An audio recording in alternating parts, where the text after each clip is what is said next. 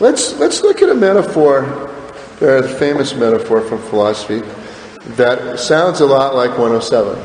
And I think the fact that it sounds like a lot like 107 is not an accident. I mean, this philosopher is concerned to make somewhat similar points to the ones Wittgenstein is concerned to make here. But then let's also notice the differences. And notice the specificity of Wittgenstein's metaphor and its aptness for a metaphor for his way of proceeding philosophy as opposed to this other philosopher's. This other philosopher is Kant.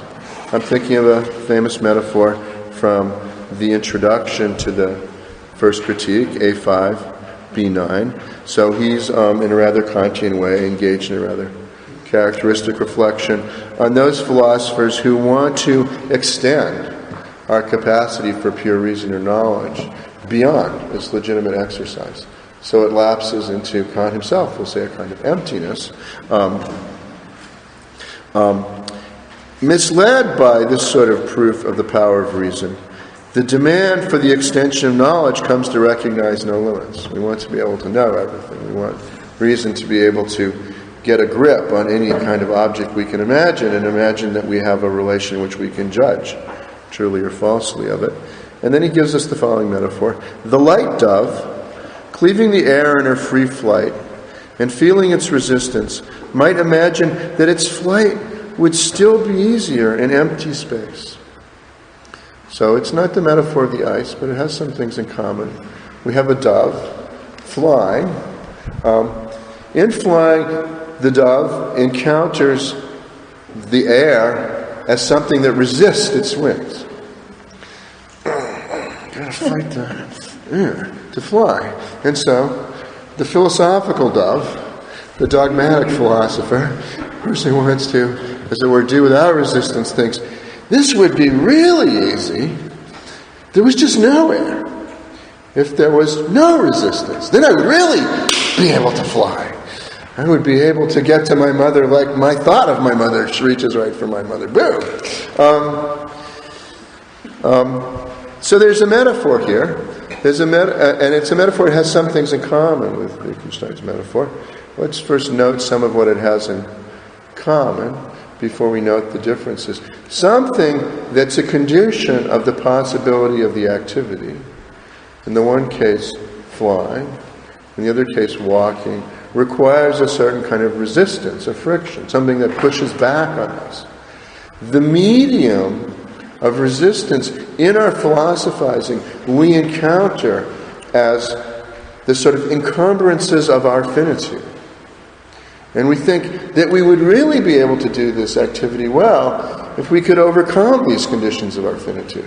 If we could just comport ourselves without the resistance that this medium yields. And then we lapse in this metaphor into a kind of emptiness, where we actually can't do the thing we want, though we think what we're doing is formulating a conception of ideal conditions in which we'd be able to do it even better. We could talk a lot more about the analogies. I think they go fairly deep. But at least there are some analogies there. It's a somewhat similar metaphor for a kind of picture of how to go wrong and a failure to acknowledge something that are essential conditions of the exercise of the capacity, and trying to come up with a picture of what it would be to really exercise the capacity in a super way, which winds up actually depriving us of the concept of the capacity we want. Flying, walking, philosophizing really well, thinking really well, exercising reason or knowledge in Kant's case, speaking and thinking in Wittgenstein's case. But now let's notice some differences. So, in Kant's analogy, we start in the position of the dove. The point of departure for the analogy is the flying dove. Things are going fine. But the dove is imagining a way things could be better. The philosophical dove thinks, if I could just get rid of all of this air, then I'd really fly. And it's also worth imagining for a moment what happens if that happens. What happens is the dove falls like a stone. In fact, Galileo falls at exactly the same acceleration that a stone falls. The difference between doves and stones only being due to air friction. So it just plummets. Also, what is the analogy for Kant? Well, the air resistance here for Kant is analogized to something like our sensible nature. Our embodiedness, our having senses, our being dependent upon our sensory interaction with objects and so forth is the material upon which the possibility of cognition lives. And so the illicit imagination of a way of being able to proceed in which knowledge or reason are less encumbered is one in which we imagine these factors away. We imagine something like the capacity of reason just being able to do what it wants apart from those conditions. And so, what's the form of the moral in Kant?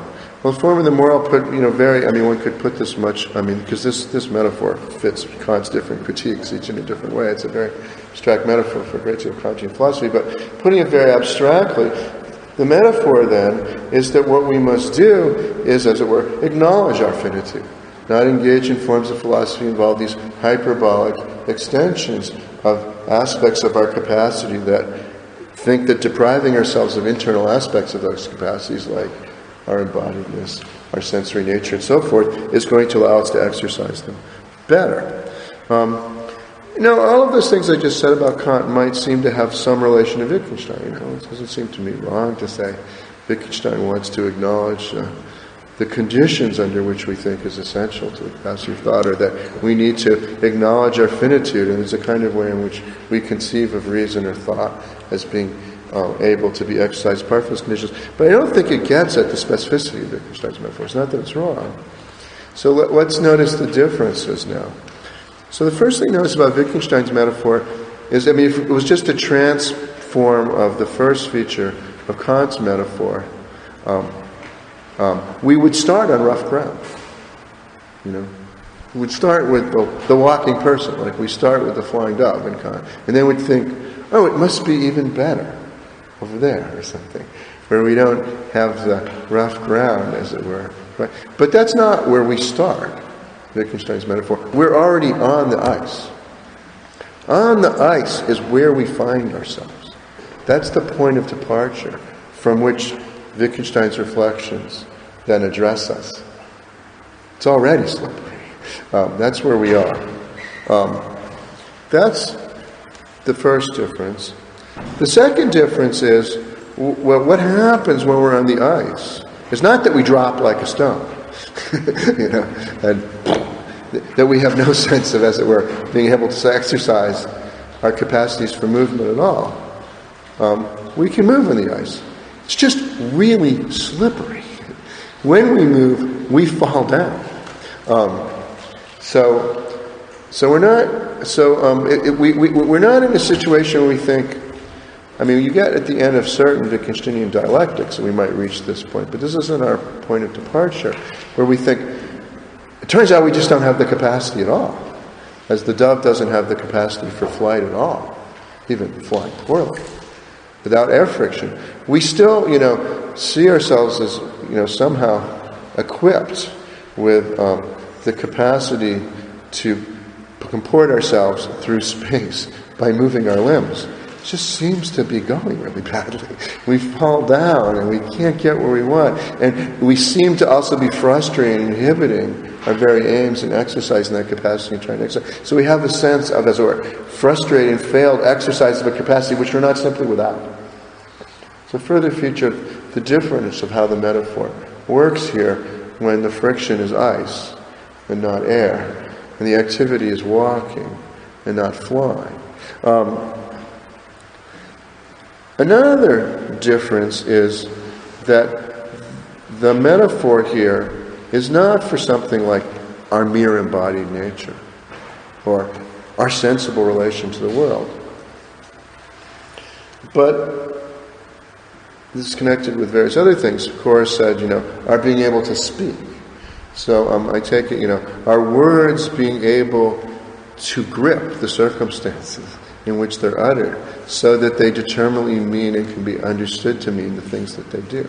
So here it's not our capacity for knowledge and its conditions, but it's our capacity for making sense. I mean, a way of bringing this out very sharply would be to say, even our capacity for speaking falsely, is one that's being threatened on this ice. And then, finally, what we need to do now, therefore, given all of these differences, is not to draw some moral. If you're on the ice, I mean, if you're the dove, you can draw the moral, I wouldn't be better off over there. I'm going to keep flying right here in the air. But if you're on the ice, drawing the moral, acknowledging your finitude, leaves you on the ice. You haven't gotten off of it. So the kind of moral we need, maybe I'll anticipate some things the Course is going to say, has to address our real need, which is the fact that we are having trouble here, moving. And it also involves a great many other features of the delicacy of this metaphor that differs from Kant, which I think also have to do in the way in which it's connected to the spider's web. Maybe I'll mention one way in which it is, and one way in which it improves on the spider's net, and one way in which it's connected to it. One thing is, if your problem is just an imagined improvement of things without the air friction, well, then you don't want to go over there. But if you're on the ice and you want to get back to rough ground, the first thing you need to know is, which way do you head? Are you heading on to even slipperier ice? Which way, is the shoreline of this frozen pond, we might ask. This is connected to the metaphor of the fly bottle, It doesn't help to tell the fly to head out. The problem the fly has in the fly bottle is the direction he naturally wants to move is the one that leaves him trapped. His conception of his being trapped is that the direction of motion, which leads to freedom, is the one that seems, somehow not within the space of the options that the fly in the movements, space of movement he considers. This is connected, I think, with the difficulty of putting the criticism in the right place. Further feature of the metaphor that you can't get out of Kant's metaphor, then, is also not only just which way do we move, but how do we move. I think Wittgenstein sees us in our panic to be on ice and slipping as inclined to want to get the hell off the ice, which leads to one slipping. And indeed, when little children get too far out on ice, and maybe they're doing something, they're coming around, and then they stand, and then they suddenly get worried. The first thing one wants to say to little children is, just stand there. Just be careful. Wanting to head for the shore as quickly as you can is, trying to get off the ice quickly is a great recipe for not getting off the ice. So the primary, as it were, way of making your problem worse, if this is the form of your predicament, is haste.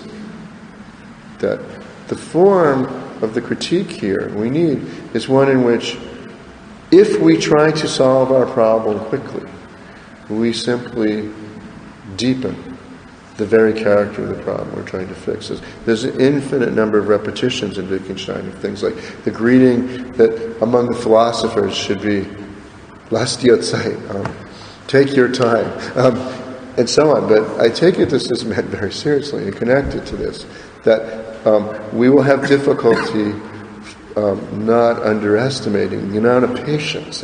What we need to do is stand up, figure which way we need to walk, and take very careful steps that will feel very unnatural to us if we are going to keep moving where we need to move on ice to get back to the rough ground. And here's a third feature of the analogy, which is the one that makes it most complicated, I think, which is the way in which it takes a feature of Kant's analogy but folds it into a different point.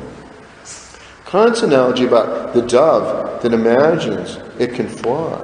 This is why Kant starts on the side of things that he does, I think. Without air, has a phantasmized conception of what flying is. He has a picture of flying without the medium that makes flight possible. So it's an imagination of a possible space in which the capacity can be exercised, which is phantasmatic. And we need to overcome the phantasma. Wittgenstein wants that feature. of the confusion, while giving it as the description of where we find ourselves. When where we are is on the slippery ice. We're not just imagining we're on slippery ice. So the very perception of ourselves as able to move without rough ground is itself part of a phantasmized conception of the medium on which we walk. So the slipperiness isn't just because we're encountering real slipperiness and we need to get off of it. The conception of ourselves as experiencing everything as slippery comes from what we were calling before, the sublime conception, what speaking thought is. And our conception of what its opposite is, the rough ground, or the humble as opposed to the ideal, or the vague as opposed to the precise, is also incorporated in that phantasmized conception of our picture. So we need to overcome the conception of things that makes things appear to us slippery in order to have the right conception of what the rough ground is that we need to get back to. So the point of criticism, so as Cora was saying, it's very common to summarize this passage and be the favorite thing. What Wittgenstein says is back to rough ground.